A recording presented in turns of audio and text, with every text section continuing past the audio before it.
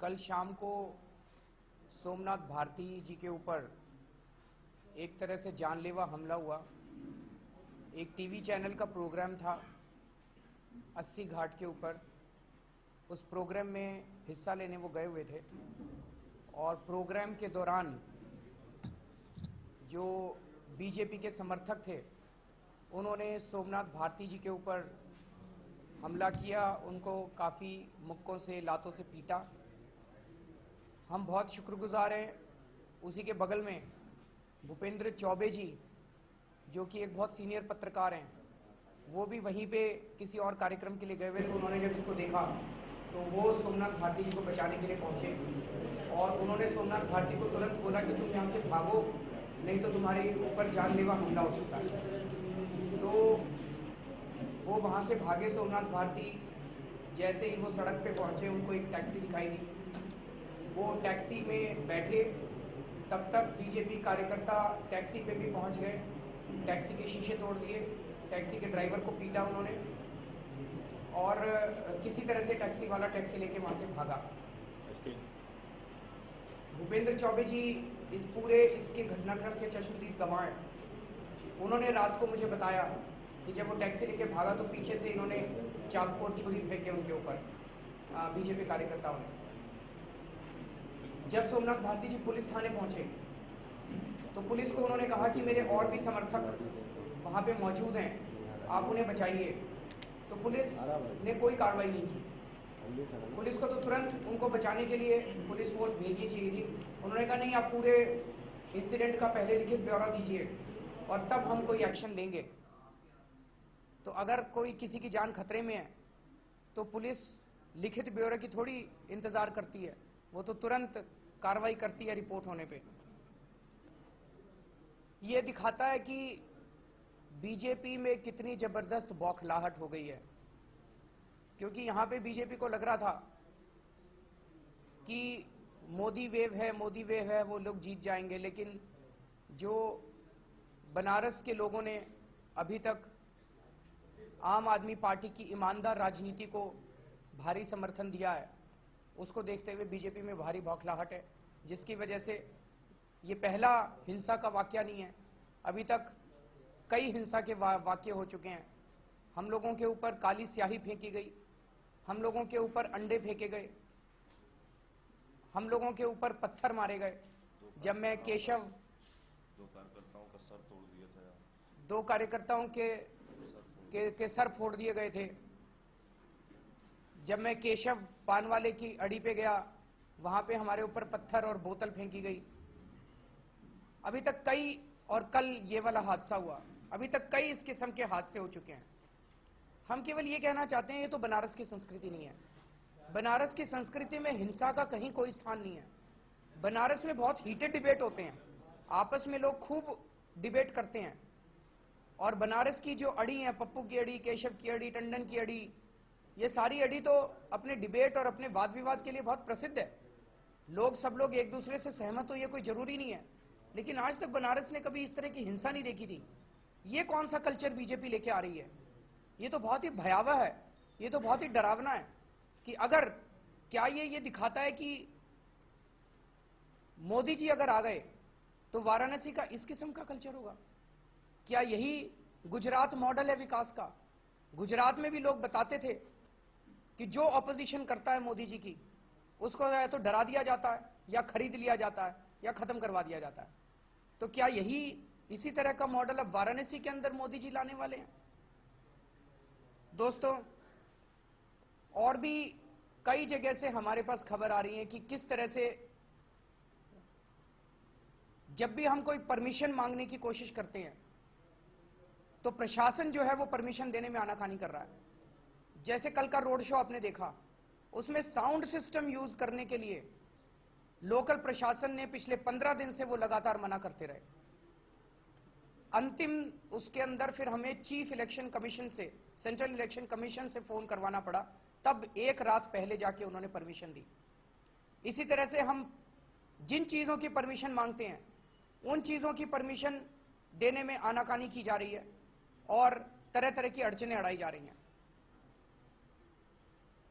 तो आज Prashant Bhushan ji central election commission से मिलेंगे और सेंट्रल इलेक्शन कमीशन से मिलके उनसे कहेंगे कि क्या ऐसे माहौल में वाराणसी में free and fair election possible हैं जब हमारे ऊपर सीधे इस किस्म के हमले हो सकते हैं, जब सोमनाथ भारती के ऊपर इस किस्म के हमले हो सकते हैं, तो क्या वाराणसी के वोटर को वोट डालने दिया जाएगा या जितने एंटी बीजेपी वोटर हैं उन लोगों को उस दिन घर से नहीं निकलने दिया जाएगा?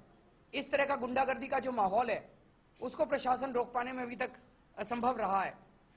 तो इलेक्शन कमीशन इसके लिए क्या क्या कार्रवाई कर सकता है, इस पे चर्चा करने के लिए आज प्रशांत भूषण जी इलेक्शन कमीशन से मिलने की कोशिश करेंगे और वाराणसी में सुख शांति हो, वाराणसी की जो संस्कृति है, चर्चा की संस्कृति है, जो सुख शांति की संस्कृति है, वो बनी रहे।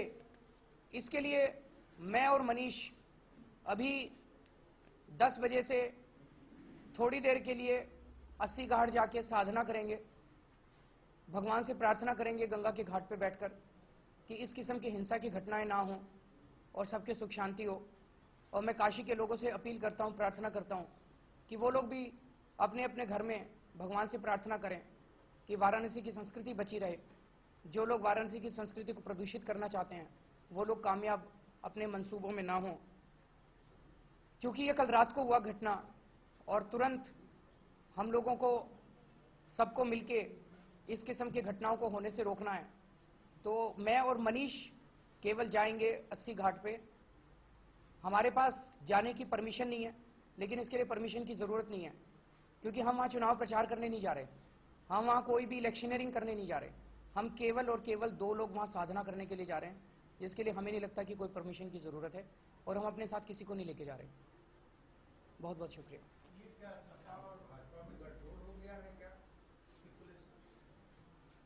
सर लगता तो कुछ ऐसा है।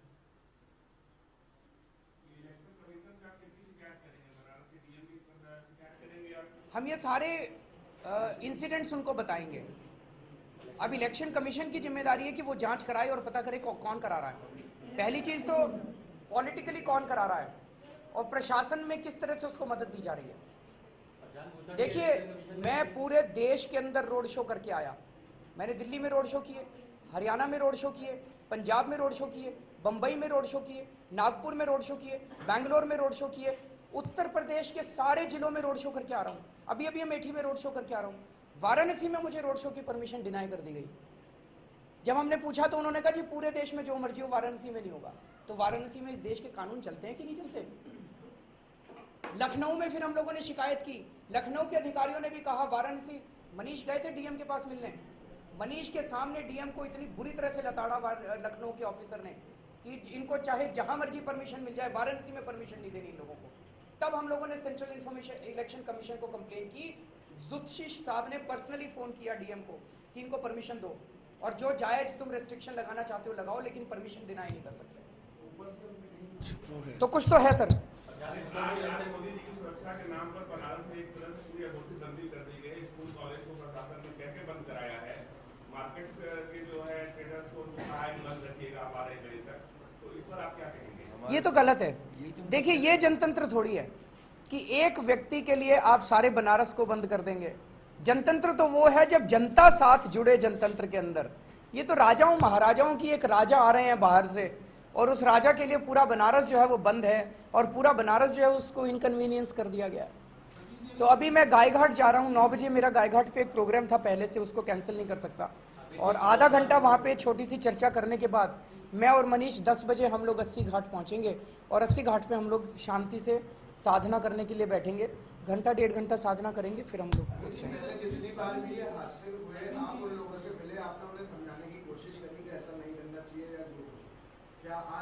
हम उनको पहचानते नहीं है सर। अगर मैं पहचानता तो उनके घर चला जाता। अभी सबसे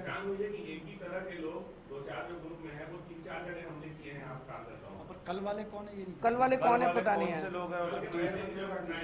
अभी वो सर। अगर मैं दिखा दे रहा हूँ, हम लोग तो पहचानते नहीं। क्या इस संबंध में आप इलेक्शन कमीशन में कोई शिकायत करेंगे?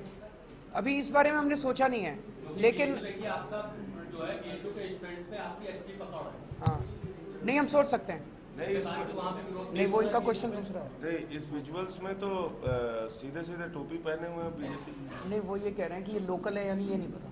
वो ये नहीं कह रहे वो बीजेपी का है, वो ये कह रहे यही आपका प्रश्न था कि लोकल।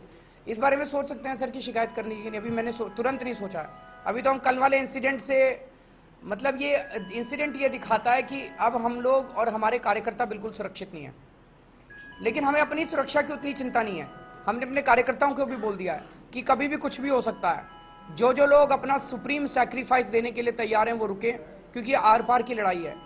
लेकिन वाराणसी के लोग, वोटर्स, क्या उनको आने दिया जाएगा, क्या उनको वोट डालने दिया जाएगा और उनके साथ किस तरह का व्यवहार किया जाएगा, ये हमारे लिए ज्यादा चिंता का विषय है।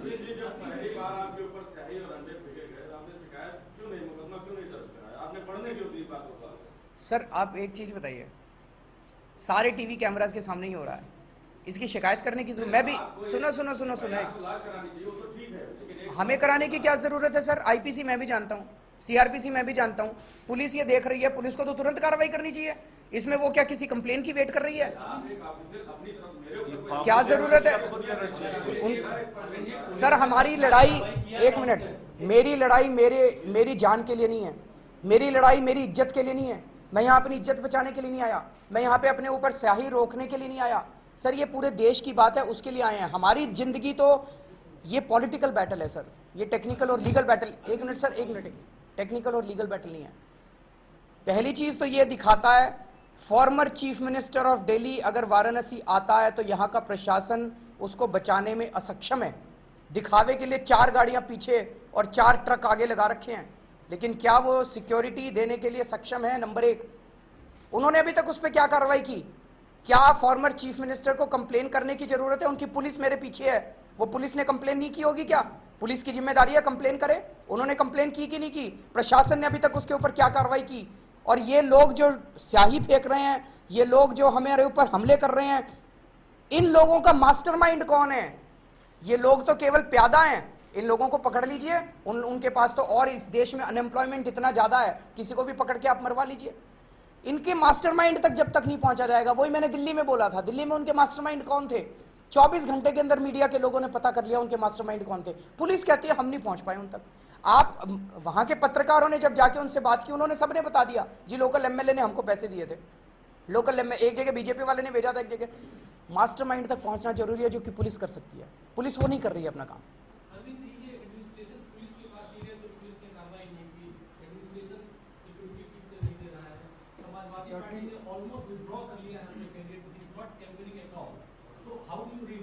सर ये बिल्कुल ठीक है जो इन्होंने कहा, लेकिन मैं नहीं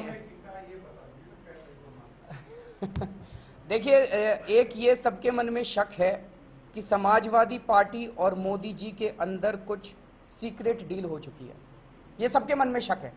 ये जो सामने जितने एविडेंस आ रहे हैं, वो सारे एविडेंस इसी दिशा में संकेत करते हैं कि मुलायम सिंह यादव जी और मोदी जी के बीच में कोई सीक्रेट डील हो चुकी है, और ये सारी चीजें उसका मैनिफेस्टेशन है। Thank you sir. 80 घाट में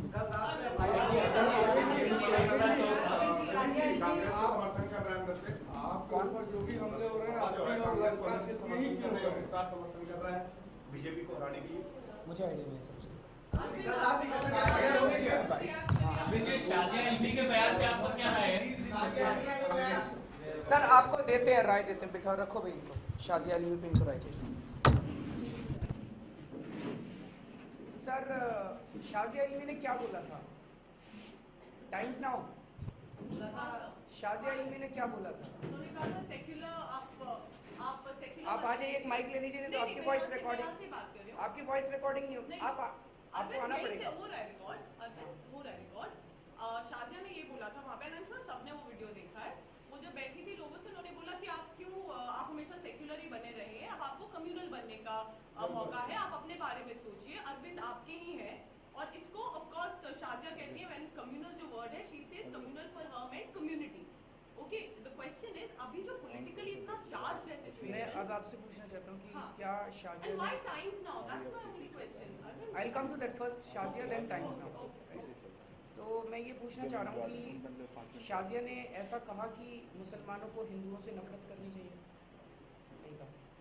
शाजिया ने ऐसे कहा कि मुसलमानों को, हिंदुओं को अपने इलाके में नहीं रखना चाहिए, नहीं कहा। शाजिया ने ऐसे कहा कि मुसलमानों को हिंदुओं के ऊपर अटैक करना चाहिए, नहीं कहा। तो जो इलेक्शन लॉ है उसके अंदर कम्युनल जो डिफाइंड है उसमें ये है कि जो भी व्यक्ति दो धर्मों के बीच में या जातियों के बीच में नफरत पैदा करता है वो गलत है। अगर शाजिया का जरा सा इंडिकेशन ऐसा होता हम 2 मिनट भी उनको पार्टी में नहीं रखते। शाजिया ने शब्दों का गलत चयन किया जिसकी हम कड़ी निंदा करते हैं। We strongly condemn the use of words. वो कहना ये चाह रही है कि तुम लोग सेल्फिश बनो, अपने पढ़ाई, अपनी सड़क, अपने बच्चों के बारे में सोचो। उसने सेल्फिश की जगह कम्युनल शब्द इस्तेमाल किया। उसके शब्द गलत हैं, उन शब्दों से हमें नफरत है और उन शब्दों की हम निंदा करते हैं। तो ये शाजिया का। अब वाई टाइम्स नाउ हम ये जानना चाहते हैं कि क्या अर्नब गोस्वामी जी के अंदर हिम्मत है। वो कल ये चला रहे थे, will Arvind Kejriwal demand Shazia's resignation। And that, Just and one that second. question, no, एक that minute. question has been raised from Giriraj also, मैं for तो बोल रहा Ramdas हूँ। Kadam also, for Azam मैं Khan बात तो also. कर रहा हूँ, मैं No, बात- no, this is that it's getting a little तो मैं ये personal जानना now. चाहता हूँ जो स्नूप केट हुआ था हाँ, वो तो बहुत ही गंदा था। हाँ, नहीं, आपको नहीं लगता हाँ. किसी लड़की के साथ इस तरह से करना। So should Arnab Goswami ji ask for resignation of mister Modi? Okay, he should.